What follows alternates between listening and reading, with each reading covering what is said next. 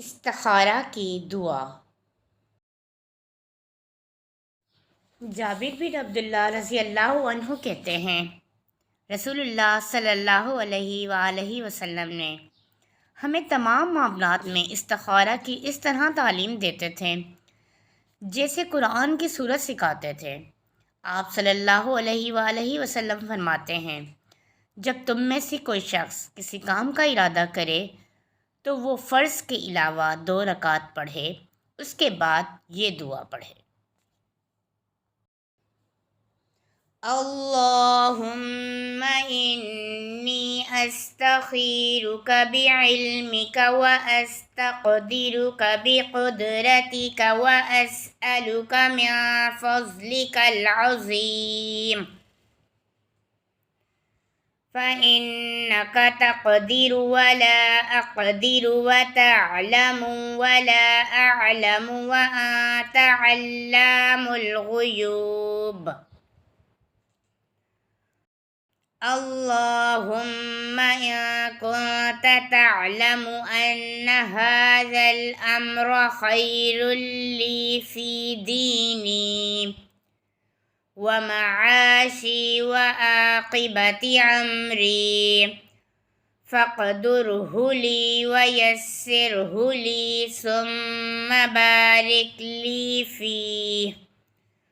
وإن كنت تعلم أن هذا الأمر شر لي في ديني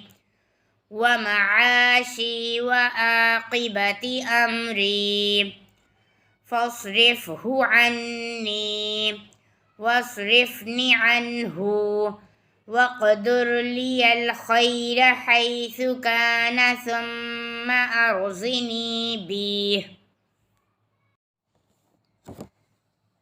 اے اللہ، میں تجھ سے تیرے علم کی بدولت خیر طلب کرتا ہوں اور تیری قدرت کی بدولت تجھ سے طاقت مانگتا ہوں اور تیرے فضل عظیم کا طلبگار ہوں کہ قدرت تو ہی رکھتا ہے اور مجھے کوئی قدرت نہیں۔ علم تجھ ہی کو ہے اور میں کچھ نہیں جانتا، اور تو تمام پوشیدہ باتوں کو جاننے والا ہے۔ اے اللہ، اگر تیرے علم میں ہے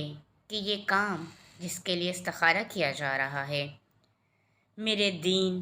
دنیا اور میرے کام کے انجام کے اعتبار سے میرے لیے بہتر ہے، تو اسے میرے نصیب میں کر دے اور اسے میرے لیے آسان کر دے، پھر مجھے اس میں برکت دے۔ اور اگر تیرے علم کے مطابق یہ کام میرے دین، دنیا اور میرے کام کے انجام کے اعتبار سے برا ہے تو اسے مجھ سے ہٹا دے اور مجھے بھی اس سے ہٹا دے، پھر میرے لیے خیر مقدر فرما دیں، جہاں بھی ہو